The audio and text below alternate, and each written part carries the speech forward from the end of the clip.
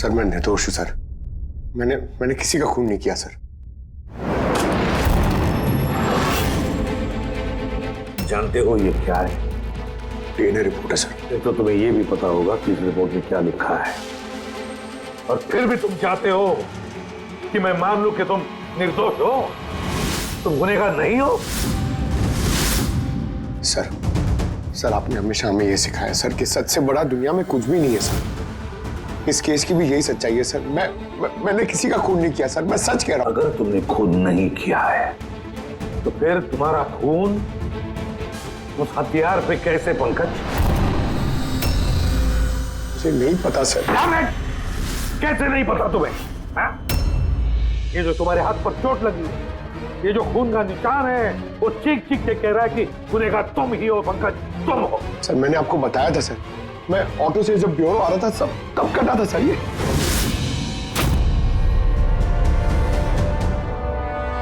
Sir ये भी हो सकता है कि कोई पंकज को फंसाने की कोशिश कर रहा हो। पंकज, इस आदमी ने तुम्हारा हाथ काटा था, शायद वही तुम्हारे खून का सैंपल लेके गया हो क्राइम सीन पे डालने के लिए। सर नहीं सर, सैंपल नहीं हो सकता उसके पास। उसने जैसे ही मेरा हाथ काटा था सर तो वो चला गया था और खून तुरंत नहीं आया था सर, थोड़ा टाइम लगा था।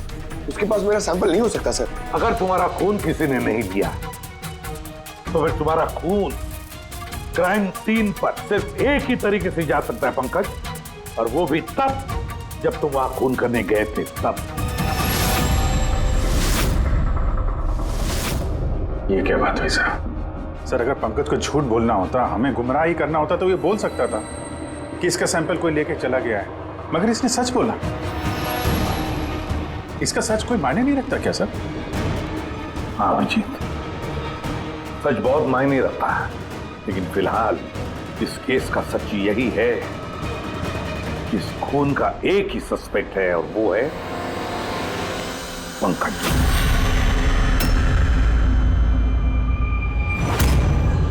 मैं तुम्हें सीआईडी से सस्पेंड कर रहा हूं। सर मेरा यकीन कीजिए सर, मैं सच कह रहा हूं। मैंने खून नहीं किया, मुझे मेरे पिताजी की कसम है सर। पंकज, तुम्हारी गन और बैच। सर एक बेटा अपने पिता के श्राद्ध के दिन उसकी झूठी कसम कैसे खा सकता है सर? मैंने तुमसे नहीं पूछा फ्रेडी। गन और बैच।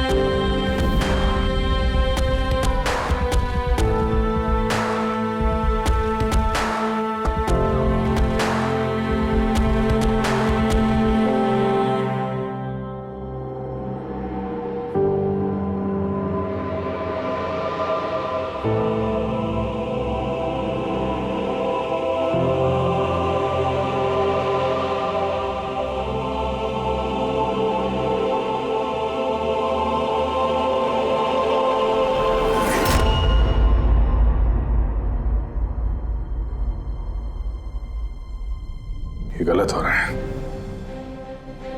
एकदम गलत हो रहा है। नो ऑफेंस सर, लेकिन आप हम सब पे ऐसे हमेशा शक नहीं कर सकते। ये तुम क्या कह रहे हो अभिजीत? क्या गलत कहा मैंने?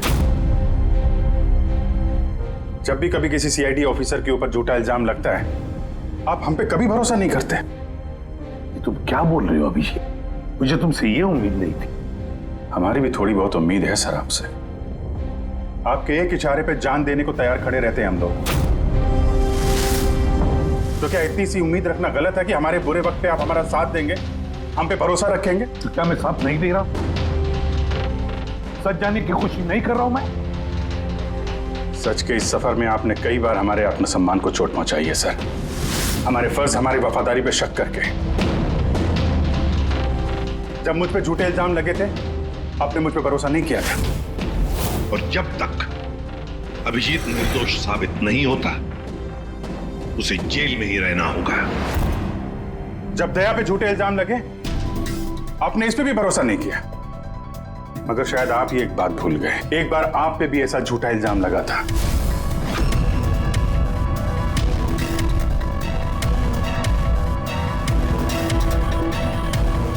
उस वक्त हम में से किसी ने भी आप पे शक नहीं किया था, बल्कि एक मजबूत दीवार बनकर सामने डटे खड़े रहे थे ताकि आपके ऊपर आंच ना आ सके।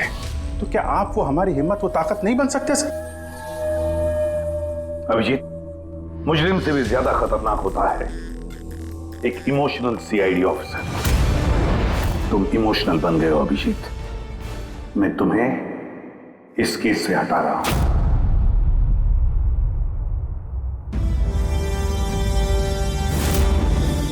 दया, पूर्वी, अब से पंकज की केस तुम दोनों इन्वेस्टिगेट करोगे, सिर्फ और सिर्फ तुम दोनों। ठीक है सर। अब आपको मुझ पे इतना भी भरोसा नहीं रहा कि मैं इस केस को न्यूट्रल तरीके से देख पाऊंगा भी या नहीं। इतने साल की ड्यूटी का ऐसा मेडल तो किस्मत वालों को मिलता है। Thank you sir.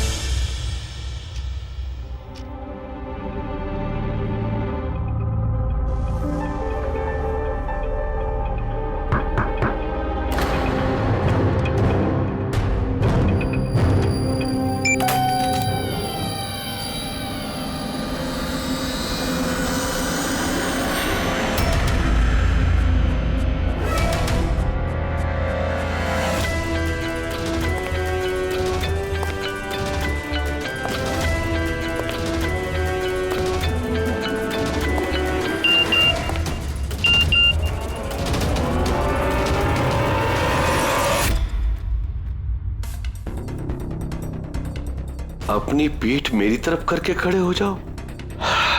चलो ये भी करके देख लेते हैं।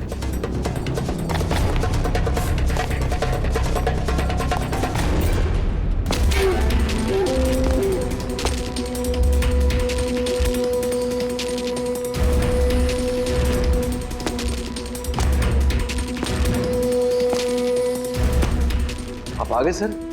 मैं आप ही का इंतजार कर रहा था। आप देखिए वहां फाइल पड़ी है, उसमें पूरा फाइनेंशियल प्लान पड़ा हुआ है और मुझे पूरा यकीन है कि आपको बहुत पसंद आएगा।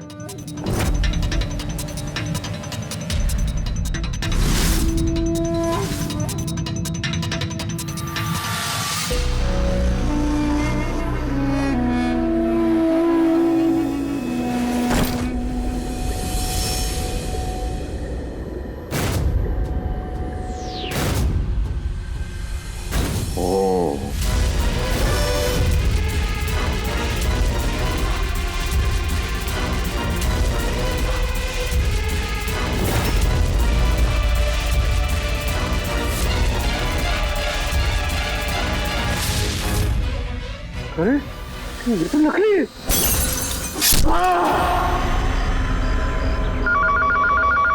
हेलो एसीपी प्रद्युमन है। कब? अच्छा ठीक है।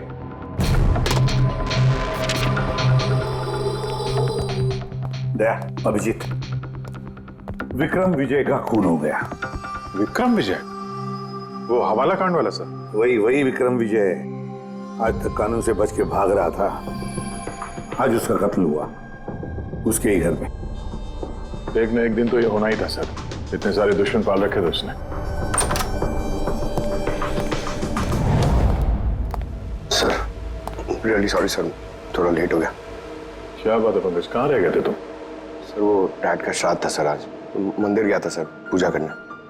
ठीक है, और ये हाथ में क्या हुआ?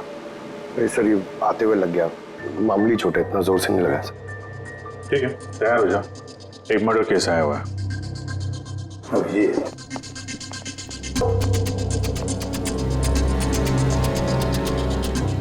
इसका मर्डर हुआ है बोले? विक्रम विजय का।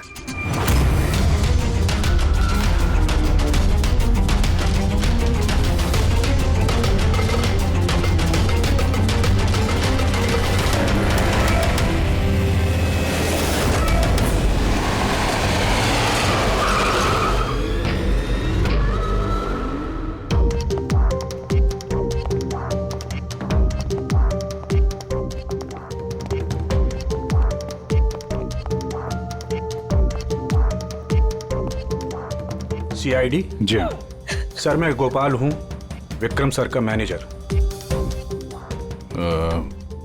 ये तीनों कौन? ये मोहित, विशाल और ये राघव है, ये सर के सिक्योरिटी गार्ड्स हैं। और आप? ये विक्रम सर की वाइफ हैं, मधु मैडम, और बाकी सब स्टाफ है। बॉडी कहाँ है? सर बॉडी अंदर है। ये गर्दन पे वार किया है और पेट और छाती पे भी मारा है। वो नहीं पक्का करना चाहता था कि किसी भी तरीके से ये बचने ना पाए।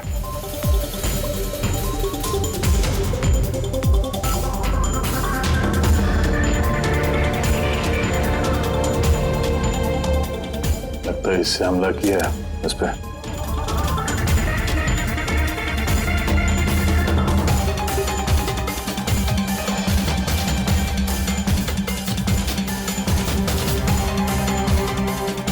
विक्रम के फोन पे आखिरी मैसेज किसी अननोन नंबर से आया। अपनी पीठ मेरी तरफ करके खड़े हो जाओ। पीठ मेरी तरफ? मतलब वो आदमी इसको अपना चेहरा नहीं दिखाना चाहता था क्या?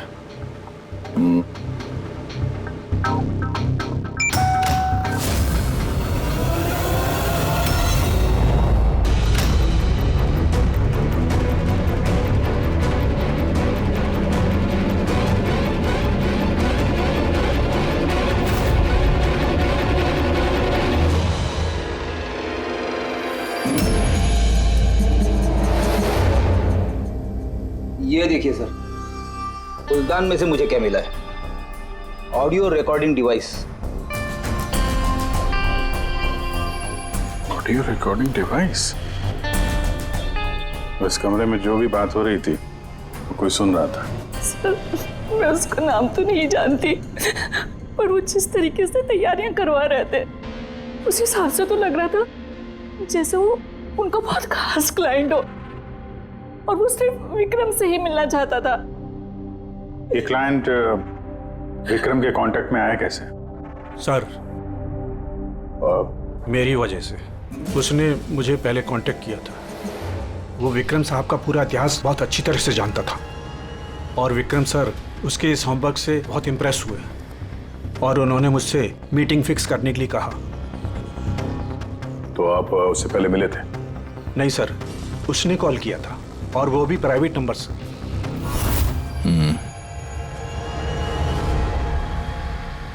तो आप लोगों ने मीटिंग से पहले पूरी तैयारी कर ली थी? हाँ जी सर। उस कमरे को अच्छी तरह से चेक कर लिया था? हाँ। तो फिर ये ऑडियो की रिकॉर्डिंग डिवाइस ये कमरे में कैसे पहुंची? सर ये कहाँ से आया? फ्लावर में। फ्लावर पॉट में? वो तो तूने चेक किया था ना मोहित? मैंने चेक किया था सर, लेकिन मुझे फ्लावर पॉट में दिखा नहीं था। दिखा नहीं था? जी नहीं। अच्छा, ऐसे कैसे दिखा नहीं था? ब्यूरो चल, वहां पे अच्छे अच्छे को दिखने लगता है।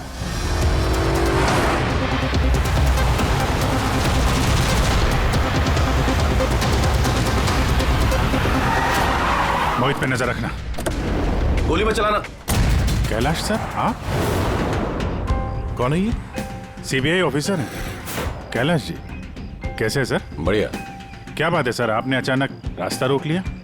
अभिजीत, मुझे वो आदमी चाहिए जो तुम्हारी सीआईडी की गाड़ी में बैठा है। मोहित? वो हमारा मुजरिम है सर, हम उसे ब्यूरो ले जा रहे हैं इंटरोगेट करने के लिए। नहीं अभिजीत, वो मुजरिम नहीं है, एक सीबीआई अफसर है।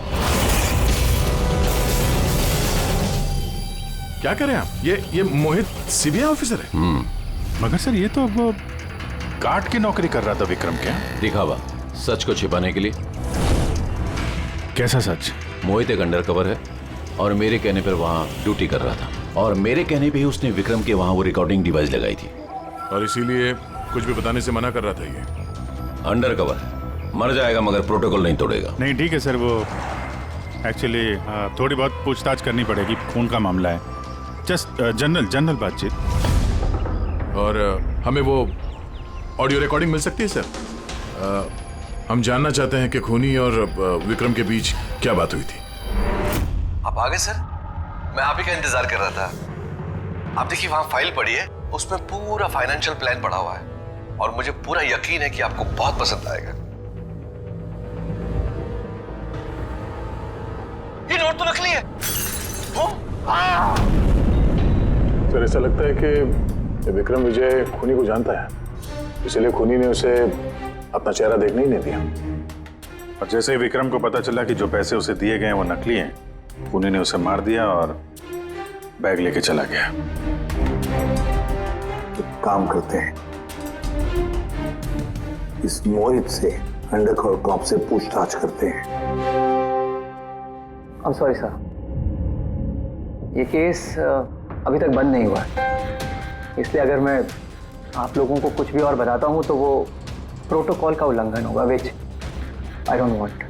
देखो मोहित, मैं तुम्हारे प्रोटोकॉल की इज्जत करता हूं, मगर कोई तो ऐसी चीज होगी ना जो तुम्हारी इन्वेस्टिगेशन के दौरान तुम्हें मिली हो, मगर तुम्हारे प्रोटोकॉल के दायरे में होने के बावजूद भी तुम हमें बता सकते हो। कुछ तो बताओ जिसके जरिए हम खूनी तक पहुंच सके। मैं आप लोगों को केवल इतना बता सकता हूँ कि पिछले काफ़ी सालों से सीबीआई इस विक्रम विजय के पीछे लगी हुई थी। आज से 15 साल पहले सन 2002 में सीबीआई ने एक अंडरकवर ऑफिसर को भी विक्रम विजय के पीछे लगाया था, कुछ खास सबूत इकट्ठा करने के लिए, लेकिन कुछ हासिल नहीं हुआ और अनफॉर्चुनेटली हमारे वो ऑफिसर मारे गए। एक मिनट, नाम क्या था इस ऑफिसर का? इंस्पेक्टर अधिराज।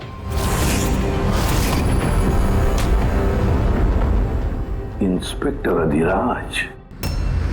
इस बोतल पे जो खून है, इस खून में विक्रम की डीएनए के अलावा किसी और का भी डीएनए। विक्रम के डीएनए के अलावा किसी और का भी डीएनए है? मेरे कहने का मतलब है कोई और भी था। कौन था सालुंखे? तो अपने क्रिमिनल डाटाबेस में कंपेयर करके देखा, मैच करके देखा तूने? उसकी जरूरत नहीं पड़ी। जरूरत नहीं पड़ी का क्या मतलब है सालुंखे? किसका डीएनए है वो? वो डीएनए पंकज का है। व्हाट? वो डीएनए पंकज का है? हमारे पंकज का? हमारे पंकज का। यार ये कैसे हो सकता है? CID officer Pankaj, CID officer Pankaj खून कर सकता है? हमारा एक ऑफिसर खूनी है। लेकिन सर पंकज खून क्यों करेगा? वही तो,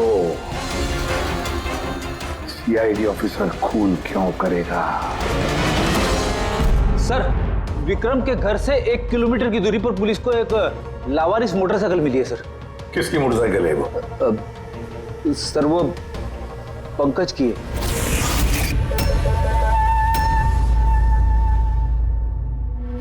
लगा मुझे। क्या मतलब? पंकज की बाइक पड़ी है वहां पे और आप लोगों को हैरानी नहीं हुई? विक्रम विजय जिसकी मौत हुई है आज, 15 साल पहले अधिराज जी, पंकज के पिता, एक अंडरकवर कॉप, बॉडीगार्ड बन के विक्रम विजय के खिलाफ सबूत इकट्ठा कर रहे थे और उसी दौरान वो मारे भी गए। मतलब सर, पंकज को ये लगता है कि उसके पिताजी की मौत के पीछे विक्रम विजय का हाथ था और इसीलिए उसने अपने पिताजी की मौत का बदला लेने के लिए।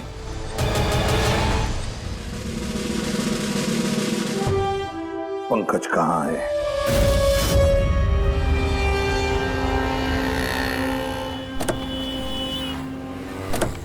अरे सर, आप लोग? यही सवाल तो हम भी तुमसे पूछने वाले थे। तुम यहाँ क्या कर रहे हो? तुम तो बीमार थे ना? अरे सर, बाइक चोरी हो गई थी मेरी। ये सामने पुलिस स्टेशन में रिपोर्ट कराने आया था। ये देखिए। हमें पता है तुम्हारी बाइक कहाँ है। आप लोगों को कैसे पता सर? तुम्हारी बाइक विक्रम विजय के घर के पास मिली है। वही विक्रम विजय जो तुम्हारे पिता का खूनी है। जब ब्यूरो में एसीपी साहब ने बताया कि विक्रम विजय का खून हुआ है, तो तुम्हें पता था ना कि वही विक्रम विजय है? हाँ सर। अरे तो ब्यूरो में क्यों नहीं बताया तुमने? तुम्हें बताना चाहिए था ना कि विक्रम विजय तुम्हारे पिता का खूनी है। सर, डैड का श्राद्ध था सर। मंदिर से ब्यूरो आ रहा था, उनके बारे में सोच रहा था, ये न्यूज आ गई। एकदम हिल गया था सर, समझ में नहीं आ रहा था क्या करूं। और ये हाथ जो तुम्हारा कटा हुआ है, एग्जैक्टली हुआ क्या था? सर, ये तो जब मैं मंदिर से ऑटो पकड़ के आ रहा था,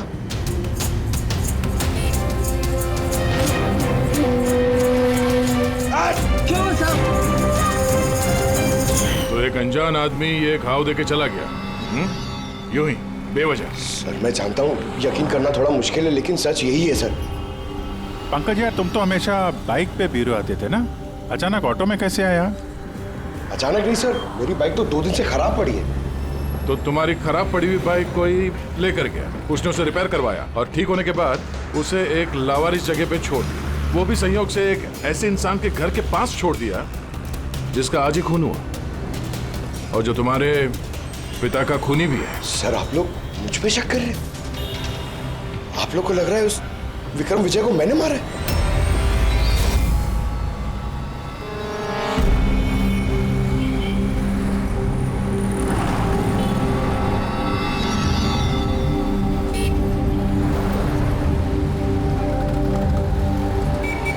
अगर ये पंकज अपने घर से विक्रम के घर पे गया होगा तो वो यहाँ इस जंक्शन से ही गुजरा होगा।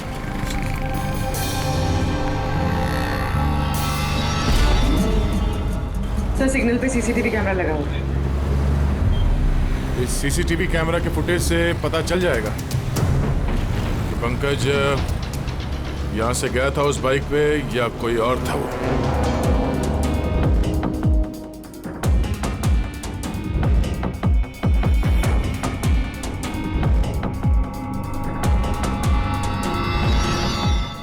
एक मिनट रिवाइंड करना,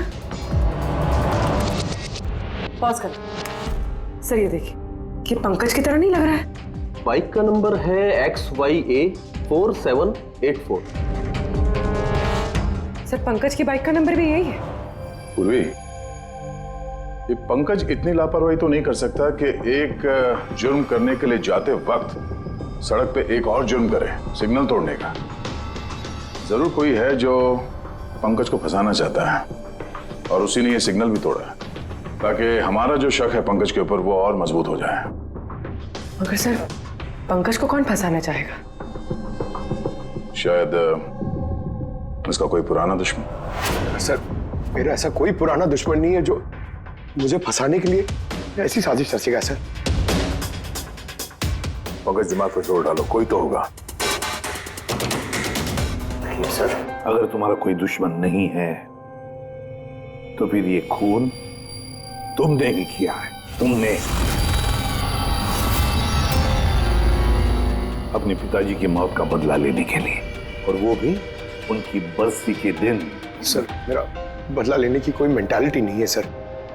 मैं खूनी नहीं हूं सर, मैं एक सीआईडी ऑफिसर हूं। जहां तक पिताजी की बात है सर, मैंने तो उन्हें ठीक से देखा भी नहीं। सर मुझे तो ऐसा कुछ याद भी नहीं है जो उन्होंने हमारे साथ कोई अच्छा टाइम स्पेंड किया हो या हमारे साथ रहे हो। सर उन्हें तो फर्क भी नहीं पड़ता होगा कि उनका कोई बेटा है जिसे उनकी जरूरत भी है। सर मतलब तुम्हारे पिताजी के साथ तुम्हारे संबंध अच्छे नहीं थे? सर वो एक अंडरकवर कॉप थे सर। वो ज्यादातर अपने काम में ही बिजी रहते थे। घर गृहस्थी परिवार बच्चे उनसे उनका कोई लेना देना नहीं था सर। ये तो सिर्फ मेरी माँ ने पाला है सर। लेकिन फिर भी पंकज, तुम्हारी अपनी पिताजी के साथ कुछ ना कुछ तो यादें जुड़ी होंगी ना, कुछ भी?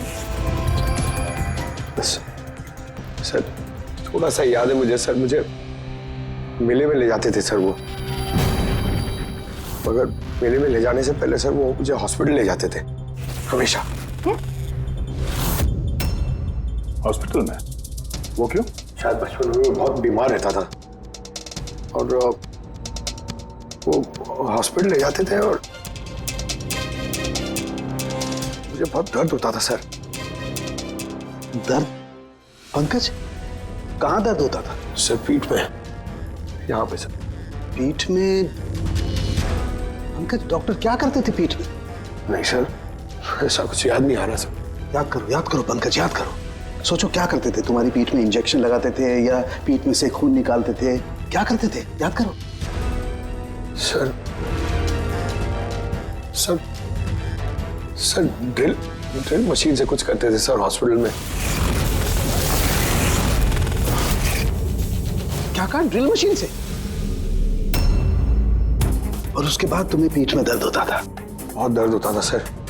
मैं हफ्तों तक सीधे बैठ भी नहीं पाता था। और फिर घर जाने के बाद तुम्हें नींद सी आती थी, कुछ अजीब सा लगता था, चक्कर आता था? हाँ सर। सर मेले में भी जब मैं घूमने जाता था तो नींद में ही रहता था सर। ऐसे चक्कर आते रहते थे सर बस।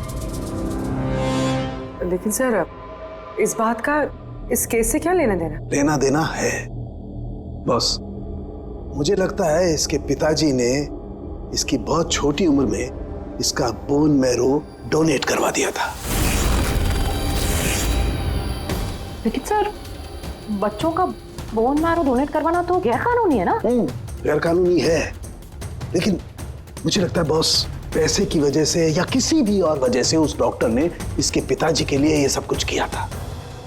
वो ठीक है सर, लेकिन मेरी समझ में अभी भी ये नहीं आ रहा है कि इस बात का इस केस से क्या कनेक्शन है? कनेक्शन ऐसे है पूर्वी कि कई बार जब बोन मैरो डोनेट किया जाता है तो जिसे बोन मैरो डोनेट किया जा रहा है उस व्यक्ति को ह्यूमन काइमेरिज्म हो जाता है। Human काइमेरिज्म?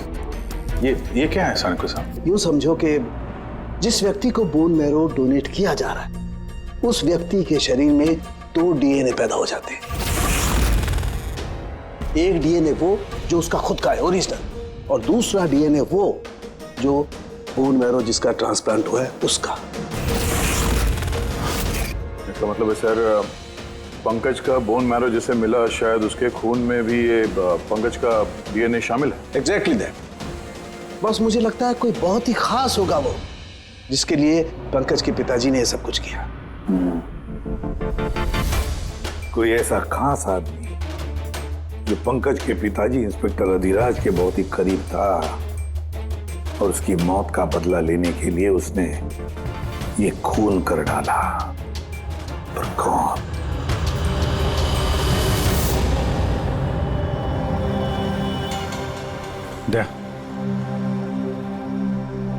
Hi sir. Hello Abhijit. हाय दया, कैसे हो? गुड। सॉरी आपको यहाँ ऐसी जगह पे बुलाना पड़ा। अभिजीत, जो इन्फॉर्मेशन तुमको चाहिए थी वो ना तो सीआईडी ऑफिस में दी जा सकती थी और ना मेरे ऑफिस में। थैंक यू सर आपकी मदद के लिए। पंकज एक ईमानदार ऑफिसर है सर, और आपकी मदद से शायद हम उसकी बेगुनाही साबित कर पाए। अभिजीत, तुम्हें याद है एक खतरनाक मुजरिम था राका, उसको पकड़ने में तुमने मेरी मदद की थी, तो समझ लो मैं उसी का बदला चुका रहा हूं। दोस्ती में बदले नहीं चुकाए जाते सर। एक्चुअली हमें पंकज के पिता इंस्पेक्टर अधिराज जी के बारे में जानकारी चाहिए, जितनी भी आप दे सकें। आपने काम किया है ना इंस्पेक्टर अधिराज के साथ? हाँ दया, अधिराज बहुत ही ईमानदार अफसर था और बहादुर भी। मुझे तो ये कहने में गर्व होता है कि हमने एक साथ काम किया। सर एक्चुअली हमें ये पता करना था कि उनके अंडरकवर मिशन के दौरान उनके कभी किसी से कोई खास रिश्ते बने थे। I mean, कोई नया परिवार, ऐसा कुछ। अभिजीत, ये जो अंडरकवर की दोहरी जिंदगी होती है, मुश्किल होता है जीना। एक पुलिस वाला भी तो इंसान ही होता है ना, और उसे भी वो चौकट कभी कभी नहीं लगनी चाहिए जो वो लांग गए। मतलब उनको भी किसी से प्यार हुआ था? उनका कोई दूसरा परिवार भी था? हाँ, अधिराज की दूसरी पत्नी बच्चे को जन्म देने के बाद गुजर गई। ओह, और अधिराज जी की मौत के बाद इस दूसरे बच्चे का क्या हुआ? ये राज हमेशा राज ही बना रहा कि अधिराज ने उस दूसरे बच्चे को कहाँ रखा, कैसे पाला, और वो बच्चा कहाँ गया, कभी किसी को नहीं मिला।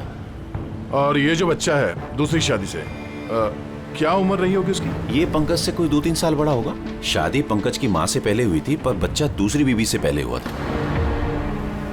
शायद उसे कोई बीमारी होगी जिसकी वजह से अधिराज जी ने पंकज का बोन मैरो उसे दिलवाया होगा।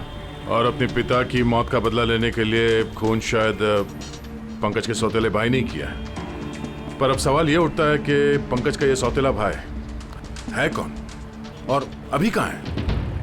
मुझे कुछ अंदाजा हो रहा है कि क्या हुआ होगा उसके साथ। कैलाश जी, हमें एक मदद और चाहिए। इस अंडरकवर मिशन के दौरान और कौन कौन लोग थे आपके साथ, उन सब की जानकारी चाहिए, और अधिराज जी की पूरी कुंडली भी। अभिजीत, ये जरा मुश्किल होगा। जानता हूं सर, ये थोड़ा मुश्किल है, लेकिन किसी की बेगुनाही साबित करनी है, और आप यकीन रखिए सारी इंफॉर्मेशन हमारे बीच में रहेगी, बस। ओके। अरे यार, और कितना इंतजार करना पड़ेगा? ये लोग टाइम पे आते क्यों नहीं?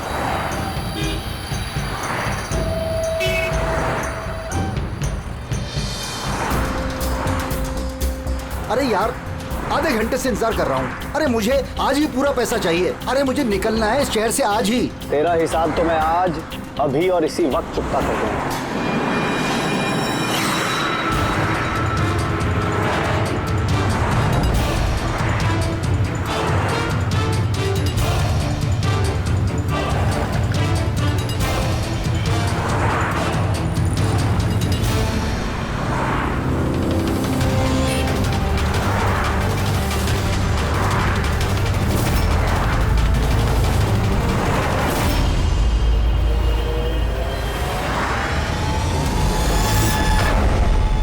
तेरा अकाउंट सीआईडी बंद करेगी। ये सर के सिक्योरिटी गार्ड्स हैं। नहीं अभिजीत, तो मुजरिम नहीं है, एक सीबीआई अफसर है।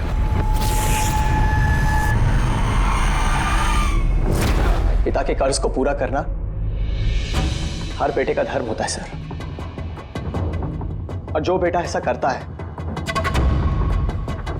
वही अच्छा बेटा कहलाता है, और वो हूं मैं। तुमने तो किया नहीं, मैंने लिया अपने पिता की मौत का बदला। देखो मोहित, तुम दोनों के पिताजी इंस्पेक्टर अधिराज एक नेक, ईमानदार और बहादुर इंस्पेक्टर थे। क्या लगता है तुम्हें, उन्हें तुम जैसे मुजरिम बेटे पर गर्व होगा या पंकज जैसे ईमानदार सीआईडी ऑफिसर पर? तो सच बात तो यह है कि पिताजी को हमेशा से इस पंकज पर गर्व था, और प्यार भी वो इससे ही ज्यादा करते थे। मुझे तो उन्होंने अनाथ आश्रम में डाल दिया था सर, ताकि उनके दूसरे परिवार पे कोई आंच ना आ सके। वो ये बात बताती तो हमारे पास आई क्यों नहीं? मैं तो भाई हूं तुम्हारा यार। हम दोनों मिलके पकड़ते विक्रम को, और कानून के रास्ते। नहीं चाहिए थी मुझे तुम्हारी मदद। हमारे पिताजी के कातिल को कैसे पकड़ना है और कैसे उससे बदला लेना है, ये सारी प्लानिंग मैंने कर रखी थी सर, बहुत सालों से। और यही कारण है कि मैं सीबीआई ऑफिसर बना, और ठीक हमारे पिताजी की तरह ही एक अंडरकवर ऑपरेशन पे गया उस विक्रम विजय के खिलाफ। लेकिन इस बार उसे सजा दिलवाने के लिए नहीं सर, बल्कि उसे खत्म करने के लिए। एक सीबीआई ऑफिसर होकर भी तुमने जुर्म किया। तुम जैसे लोगों की वजह से ही लोग कानून पर विश्वास करने से कतराते हैं। इस काम में केतन ने तुम्हारी मदद की थी ना? हाँ सर, केतन भी मेरे पिताजी के साथ काम करता था। वो भी एक अंडरकवर कॉप था। उसी ने मुझे सब कुछ बताया और उसके बताने से ही मुझे पता चला कि बचपन में मेरा एक ऑपरेशन भी हुआ था। और जब तुम्हें पता चला कि तुम्हारे खून में 2 डीएनए, एक तुम्हारा दूसरा मेरा, तो तुमने खून करके मुझे ही फंसा दिया। हाँ, और इसीलिए मैंने अपना खून बहाकर उस हथियार पे डाल दिया था और उसके बाद तुम्हारा हाथ काटा ताकि एक तीर से 2 निशाने लग जाए। मेरे दोनों दुश्मन, हमारे पिताजी का कातिल वो विक्रम विजय। हेलो कैलाश सर, सर मैंने विक्रम विजय के रूम में ऑडियो डिवाइस लगा दिया।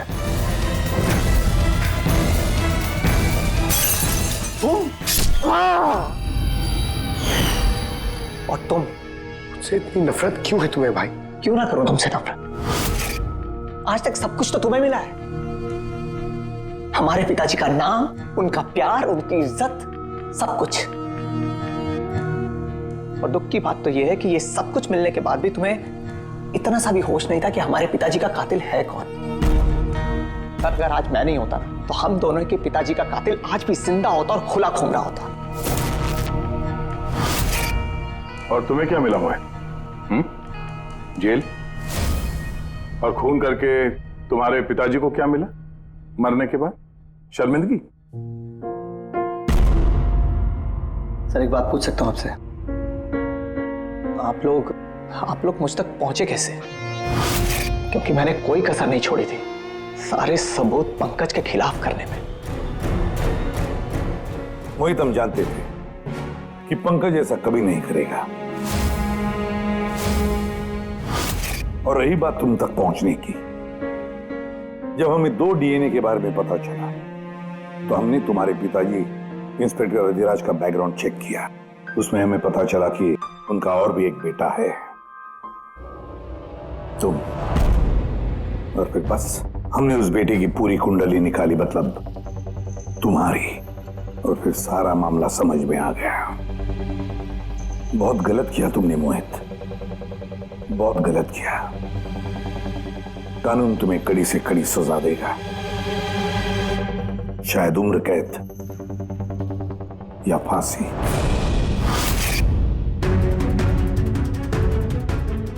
रेडी?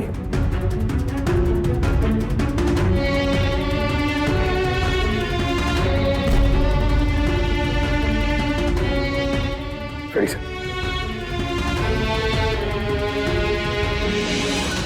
मैं जानता हूं तुम्हारे दिल में सिर्फ मेरे लिए कड़वाहट है, मगर मुझे पता ही नहीं था कि मेरा कोई एक भाई है।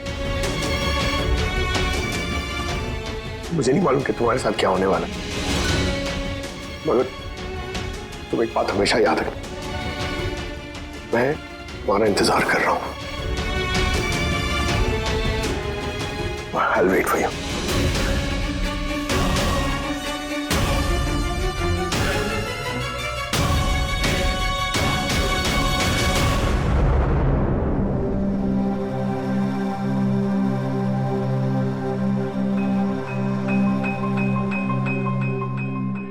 पंकज, देखो, तुम्हारे में ये जो अच्छाई है ना, इसे कायम जिंदा रखना, कायम। Welcome back to CID. Thank you sir. Sir, I am sorry sir. आप सही कह रहे थे। इमोशनल होके मैं कुछ जरूरत से ज्यादा ही बोल गया सर। I am sorry. देखो अभिजीत, तुम सब लोग मेरे लिए ना सिर्फ सीआईडी ऑफिसर्स हो, बल्कि मेरा गुरूर हो, मेरा आत्मविश्वास हो, मेरी ताकत हो। और एसीपी प्रद्युमन ने आज तक अपनी ताकत पर कभी शक नहीं किया और ना कभी करेगा।